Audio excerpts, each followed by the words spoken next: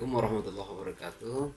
Pada video pembelajaran kali ini kita akan lanjut ke bab 2 ya, untuk kelas 10, yaitu aspek sosial penggunaan komputer. Oke, kita lanjut.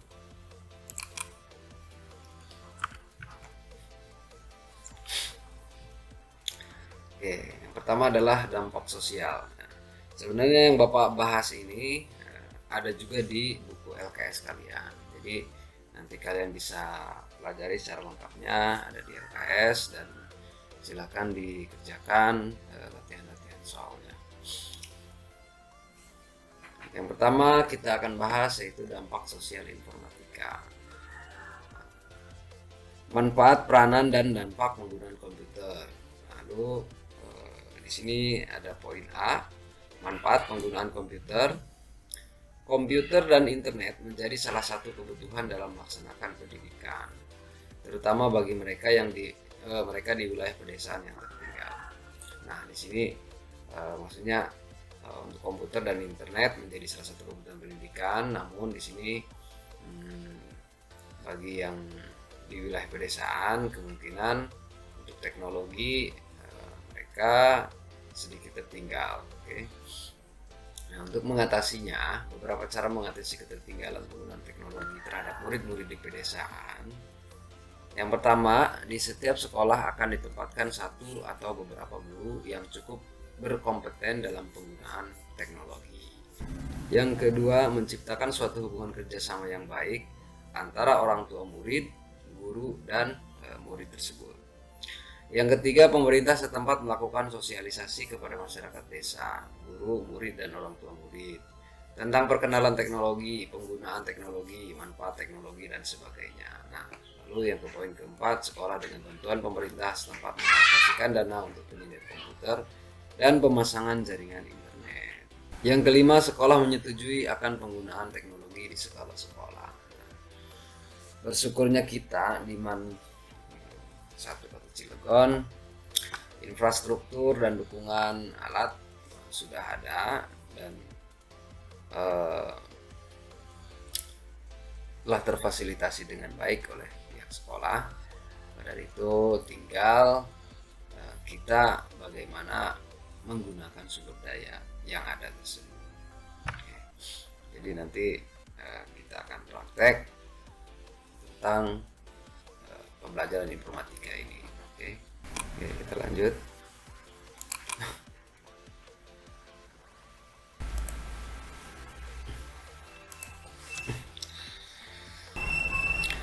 Lalu poin B, peranan komputer di masyarakat.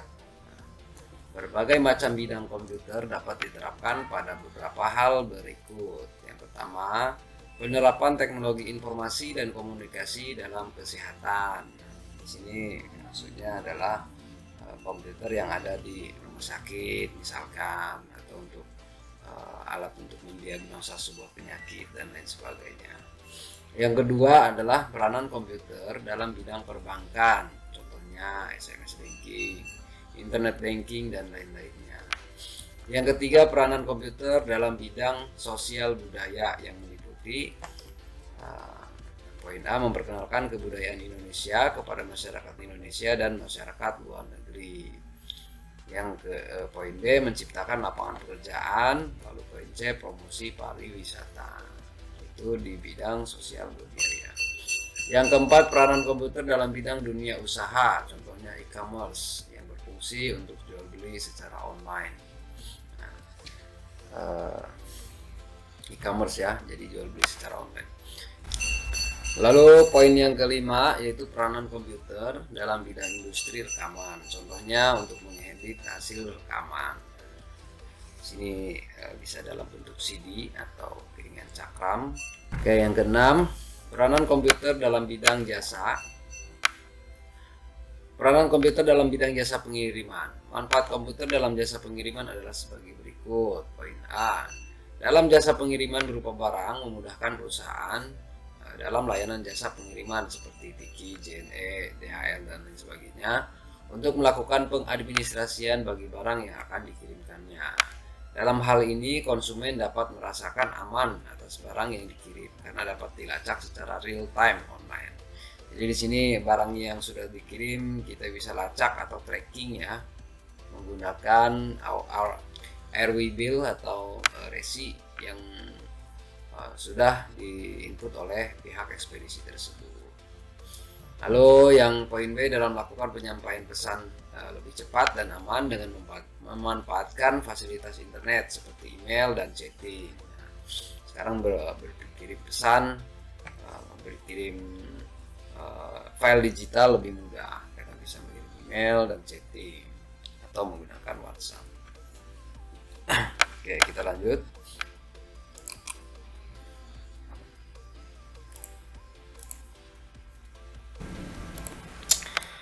Selanjutnya di poin ketujuh adalah peranan komputer dalam bidang olahraga. Contohnya video assistant referee atau VAR ya dalam sepak bola. Challenge pada bulu tangkis. Oke. Yang ke-8. Peranan komputer dalam bidang pemerintahan, e-government, electronic government. Pemanfaatan TIK dalam bidang pemerintahan memiliki keuntungan sebagai berikut. Poin A, meningkatkan hubungan pemerintah dengan dunia usaha dan masyarakat karena informasi mudah diperoleh. Ya, lalu meningkatkan layanan kepada masyarakat yang dapat dilayani kapan saja tanpa harus menunggu kantor buka.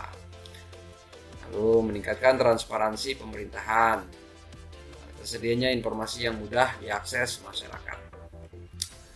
Selanjutnya yang ke-9, peranan komputer dalam dunia pendidikan. Keuntungan komputer secara umum dalam bidang pendidikan yaitu sebagai berikut. Poin A, berbagi informasi dan hasil penelitian. Nah, di sini menciptakan karya ilmiah, kita bisa saling berbagi informasi dengan cepat dan akurat. Lalu yang poin B, dapat melakukan e-learning yaitu pembelajaran jarak jauh secara online. Ini kita mengalaminya ya, jadi kita belajar bisa menggunakan e-learning dalam jarak jauh. Lalu selanjutnya dapat memperoleh informasi tentang bahan-bahan pelajaran yang interaktif. Di sini bahan-bahan pelajaran yang interaktif maksudnya kita bisa mencari informasinya melalui browsing di internet dan mencari referensi lainnya tentang pelajaran yang akan kita pelajari.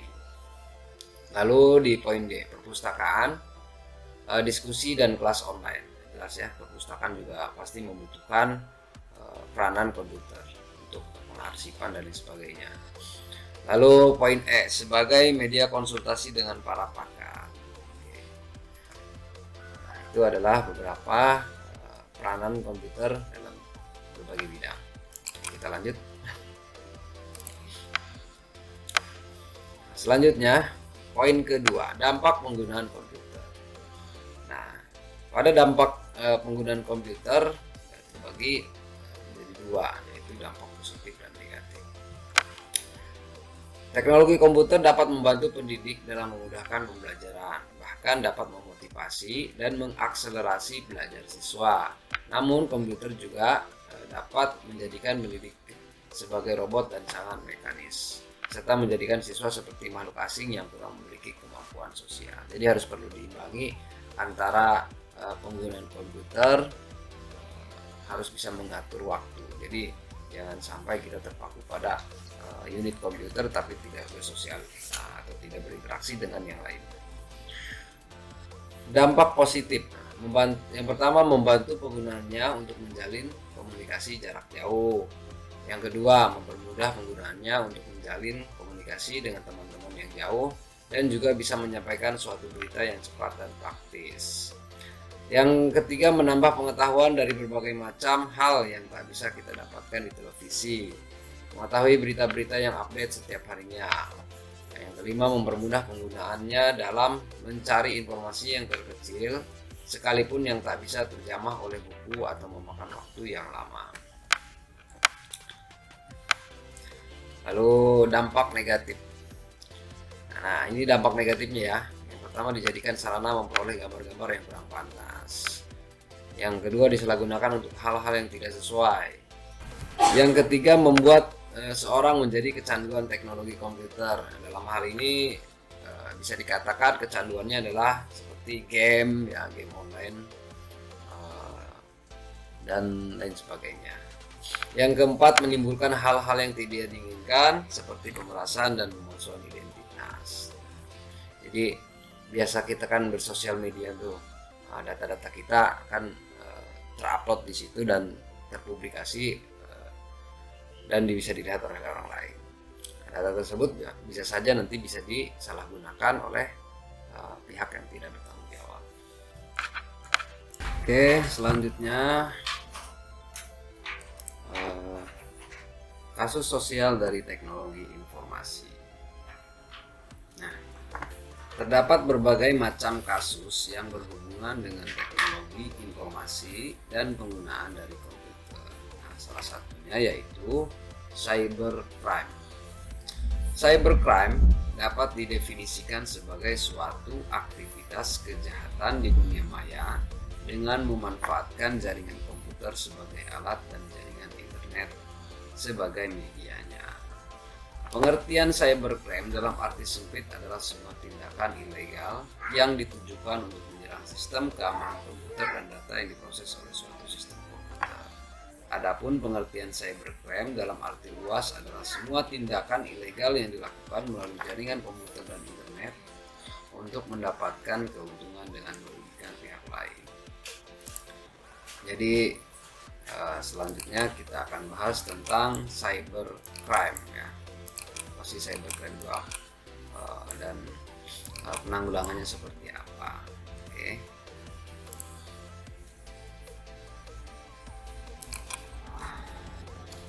Selanjutnya di sini kita akan membahas yang pertama adalah jenis-jenis cybercrime. Yang kedua adalah metode kejahatan cybercrime. Lalu yang ketiga adalah upaya mengatasi cybercrime. Lanjut.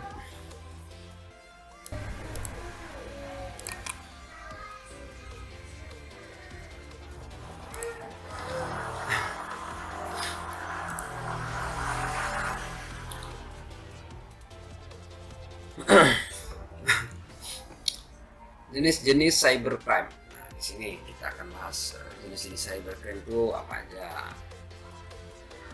Yang pertama adalah akses ilegal. Akses ilegal dilakukan dengan jenis ini membuka atau masuk ke akun orang lain tanpa izin dan dengan sengaja, merupakan tindakan kejahatan di dunia maya. Nah, di sini adalah jenis cybercrime mengakses tanpa izin, misalkan akun sosial media, email, dan lain sebagainya. Lalu yang kedua adalah carding, penyalahgunaan kartu kredit. Nah, ini adalah paling sering di dunia maya, terutama pada e-commerce.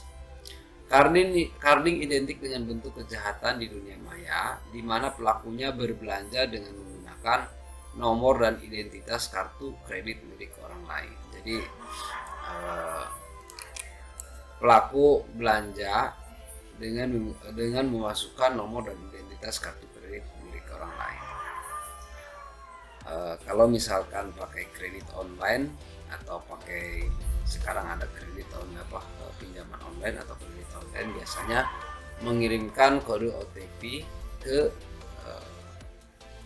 nomor nasabah yang bersangkutan. Jadi jangan sembarangan untuk mengasih kode OTP, password, dan username kepada orang lain. Hanya kalian saja dan orang kepercayaan kalian yang boleh tahu.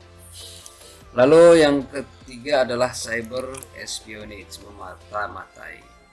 Cyber espionage identik dengan kejahatan di dunia maya memanfaatkan jaringan internet untuk masuk ke sistem jaringan komputer pihak lain untuk memata-matai. Oke. Jadi sang pelaku masuk ke jaringan internet orang lain atau jaringan komputer orang lain untuk melihat kegiatan yang sedang dilakukan pada jaringan komputer tersebut. Selanjutnya, jenis-jenis cybercrime yang selanjutnya adalah yang keempat ya, cyber typosquitting. Cyber typosquitting ini identik dengan kejahatan di mana pelakunya meniru atau mengkloning situs website pihak lain dengan tujuan melakukan penipuan atau berita bohong kepada masyarakat. Jadi typosquitting ini Misalkan kalian ingin masuk ke situs Facebook. Ketika kalian ingin masuk ke Facebook dan ketika kalian mengetikkan alamatnya yang harusnya Facebook pakai E dan kalian menggunakan A, jadi FACA, nah itu akan merujuk pada situs yang salah. Nah, disinilah yang disebut dengan cyber security. Jadi hati-hati saat memasukkan username atau password. Pastikan kalian harus masuk di situs yang benar. Lalu cyber squatting sebagai sebuah perilaku kejahatan di dunia maya di mana pelakunya mendaftarkan domain dengan nama suatu perusahaan lalu menjualnya kepada perusahaan tersebut dengan harga tinggi. Jadi perusahaan nih mau buat website dengan nama perusahaan tersebut, nah, sedangkan nama tersebut sudah dipakai atau sudah didatangkan. Jadi sang pelaku menjualnya dengan harga tinggi. Lalu yang ke-6, data forgery, pemalsuan data. Pemalsuan data tindak kejahatan dunia maya dengan memalsukan data pada dokumen penting yang disimpan sebagai scriptless dokumen di internet. Nah, di sini ada dokumen yang penting disimpan lalu dipalsukan datanya. Ya, biasanya ini terjadi pada cloud storage. Jadi hati-hati kalau misalkan kalian mendaftar pada cloud storage. Banyak cloud storage yang gratis, namun dilihat pula dari rekomendasi yang ada. Ya. Jangan asal untuk upload dokumen-dokumen penting. Misalkan yang biasa digunakan adalah Google Drive, Dropbox, Box, dan lain sebagainya. Oke. Selanjutnya,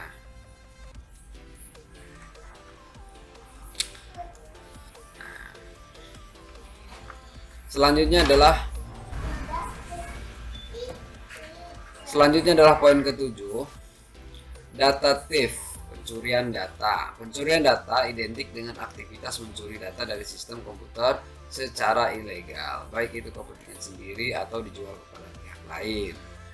Nah, di sini data yang menurut kita penting, sang pelaku mencuri data tersebut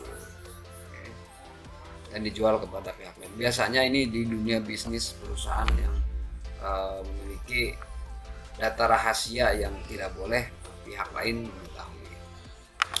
Lalu poin ke-8 yaitu hacking dan cracking. Pada dasarnya kegiatan hacking lebih mengarah kepada kegiatan mempelajari sistem komputer secara mendetail dengan tujuan meningkatkan kemampuan komputer. Jadi sebenarnya hacking itu adalah sebenarnya kegiatan yang positif, yaitu untuk mencari celah dari sistem komputer apakah ini aman atau tidak. Akan tetapi mayoritas hacker menyalahgunakan kemampuannya dengan melakukan kejahatan di dunia maya. Nah, bukannya untuk menyelidiki apakah sistem tersebut bisa dibobol atau dimasuki atau tidak, malah hacker adalah pelaku ya dari hacking, malah menyalahgunakan kemampuannya. Jadi sering disebut dengan hacker atau masuk ke sistem komputer korbannya. Adapun cracking adalah tindakan pembajakan terhadap hak milik orang lain. Nah, ini untuk membajak hak milik orang lain, misalkan pada sebuah sistem, itu disebut dengan cracking. Oke. Jadi intinya sebenarnya hacking atau hacker adalah suatu profesi untuk menganalisa apakah sistem suatu perusahaan yang menyewa atau mempekerjakan hacker, apakah sistem tersebut itu aman atau tidak. Ya. Lalu poin terakhir yaitu ke-9, illegal content, menyebarkan konten ilegal. Konten ilegal identik dengan konten yang di dalamnya terdapat informasi atau data yang tidak etis, tidak benar atau melanggar hukum, misalnya berita hoax dan konten-konten yang mengandung unsur pornografi. Nah, di sini yang poin ke-9 adalah sekarang cukup banyak ya, karena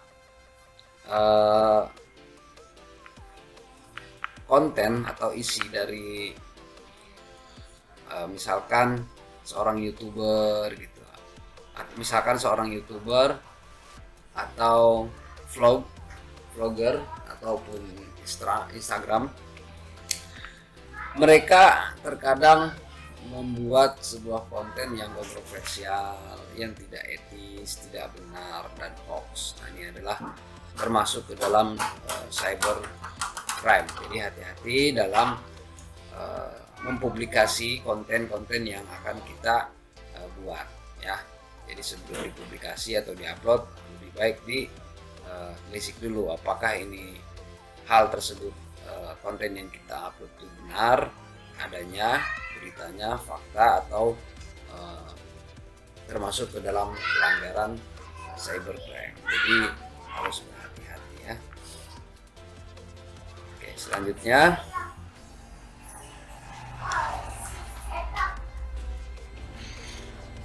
lalu yang poin kedua ya, kita akan belajar metode kejahatan sebagai crime. Yang tadi kita bahas adalah jenis-jenisnya, yang kedua adalah metodenya, cara untuk melakukan cybercrime. Oke. Yang pertama ada di DDoS. Metode DDoS, Distributed Denial of Service Attack, identik dengan serangan yang dilakukan terhadap sebuah komputer atau server di dalam jaringan internet yang dilakukan oleh seorang hacker atau attacker. Nah, hacker atau attacker itu menggunakan metode DDoS ya, Denial of Service Attack. Lalu yang kedua adalah Destructive Device. Metode kejahatan Destructive Device identik dengan program atau software berisi virus, di mana tujuannya adalah untuk merusak atau menghancurkan data-data di dalam komputer korban. Jadi kalian harus berhati-hati ketika kalian ingin menginstal sebuah software, baik di komputer maupun di smartphone atau di handphone kalian. Biasanya kalau misalkan aplikasi tersebut ilegal atau tidak resmi, Play Protect, kalau di Android ya, Play Protect akan mendeteksi bahwa aplikasi tersebut tidak terdaftar pada Google Play. Jadi harus berhati-hati pada aplikasi-aplikasi yang tidak terdaftar tersebut. Biasanya aplikasi yang sudah dimodifikasi atau sering diistilah dengan mod. Aplikasi yang sudah dimodifikasi biasanya disisipi dengan virus ya. Itu sangat berbahaya untuk perangkat atau device kita, dimana nanti data-data yang ada di device kita akan diretas atau dihack ya, hacker. Oke, jadi pastikan dulu sebelum diinstal bahwa aplikasi tersebut aman. Lalu yang ketiga, password cracker. Nah, metode kejahatan password cracker ini identik dengan suatu tindakan mencuri password orang lain dengan menggunakan satu program yang dapat membuka enkripsi password. Nah, jadi password itu sebenarnya dienkripsi. Yang kalau kalian misalkan mengetik password itu muncul bintang atau dot atau titik atau tidak terlihat, itu disebut dengan enkripsi. Sang pemilik situs yang kita masuki pun tidak mengetahui password yang kita masukkan karena itu sudah dienkripsi. Enkripsi itu adalah sudah dibuat sedemikian rupa pengkodean dari angka 1 dan sampai angka alfabet atau alfanumerik atau non alfabet, itu sudah diterjemahkan ke dalam kode-kode enkripsi. Nah, nanti bahasan tentang enkripsi kita akan bahas lebih detail. Oke, selanjutnya metode kejahatan cybercrime yang selanjutnya adalah sniffing. Metode kejahatan sniffing ini identik dengan bentuk cybercrime di mana pelaku mencuri username dan password orang lain secara sengaja maupun tidak sengaja. Selanjutnya memakai akun korban untuk melakukan penipuan atas nama korban ataupun merusak menghapus data milik korban. Nah, ini juga metode yang cukup sering terjadi.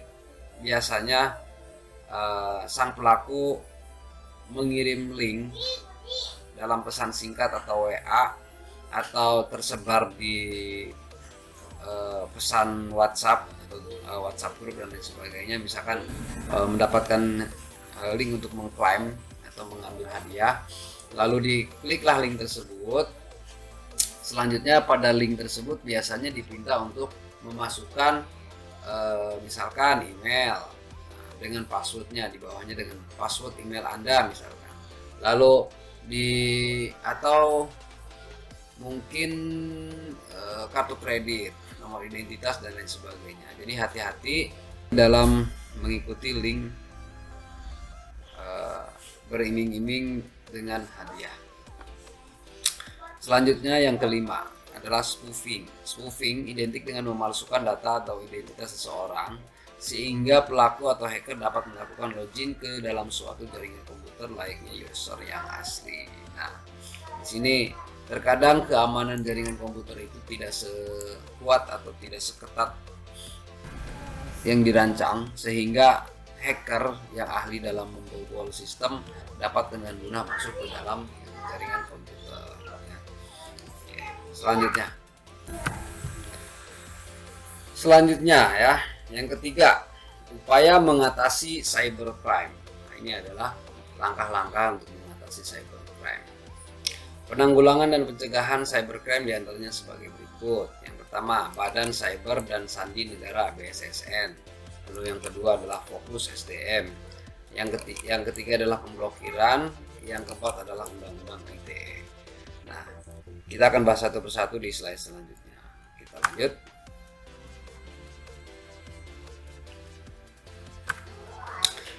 Badan Cyber dan Sandi Negara (BSSN). Nah, ini adalah simbolnya ya, atau logo Badan Cyber dan Sandi Negara (BSSN). Pemerintah RI pada tahun 2017 ya, membentuk sebuah Badan Cyber dan Sandi Negara (BSSN) untuk mencegah terjadinya cybercrime yang memiliki 8 fungsi berkaitan dengan prosedur identifikasi, 1 ya, deteksi, 2, proteksi, 3, dan penanggulangan e-commerce. Proteksi dan penanggulangan e-commerce itu ketiga. Persandian 4, diplomasi cyber 5, pusat manajemen cybercrime 6, pemulihan penanggulangan kerentanan 7, serta insiden dan atau serangan cyber 8. Jadi ini adalah 8 fungsi dari BSSN ya, Badan Cyber dan Sandi Negara. Baik, selanjutnya adalah yang kedua, fokus SDM atau sumber daya manusia. Pemerintah menyelenggarakan berbagai program yang fokus kepada pembenahan SDM yang melatih seperti pelatihan agen perubahan informatika, internet cakap dan relevan TIK, serta penyelenggaraan kompetisi yang berbasis teknologi. Jadi yang intinya adalah SDM-nya ya, SDM-nya perlu dilatih kembali atau di pembenahan. Oke,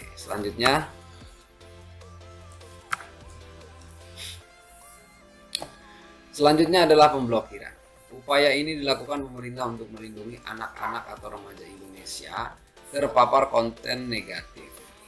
Pemerintah dapat menggunakan sistem penyaringan seperti Trust Positif, DNS Nawala, dan sistem Whitelist Nusantara yang menyediakan rekomendasi situs-situs positif. Nah, jika kalian membuka sebuah situs yang tidak diperkenankan, biasanya akan muncul simbol atau di halaman tersebut akan muncul internet positif seperti ini. Selanjutnya, Undang-Undang ITE, Informasi dan Transaksi Elektronik. Sebagai pendekatan hukum terhadap keamanan cyber, Indonesia telah memiliki Undang-Undang Informasi dan Transaksi Elektronik atau ITE ya, untuk mencegah terjadinya cybercrime. Namun, undang-undang ini masih harus dievaluasi kembali karena banyak pasal yang kurang relevan. Jadi hati-hati jika kalian mengunggah sebuah konten atau sebuah pernyataan pada media sosial, baik itu di media sosial atau di YouTube dan lain sebagainya. Oke. Selanjutnya, oke, mungkin cukup sampai di sini pembahasan kita. Untuk lebih jelasnya kalian bisa tonton kembali video ini atau kalian bisa baca di LKS kalian masing-masing, karena materi yang Bapak sajikan kali ini adalah Bapak ambil dari LKS ya. Sekian dari Bapak. Wassalamualaikum warahmatullahi wabarakatuh.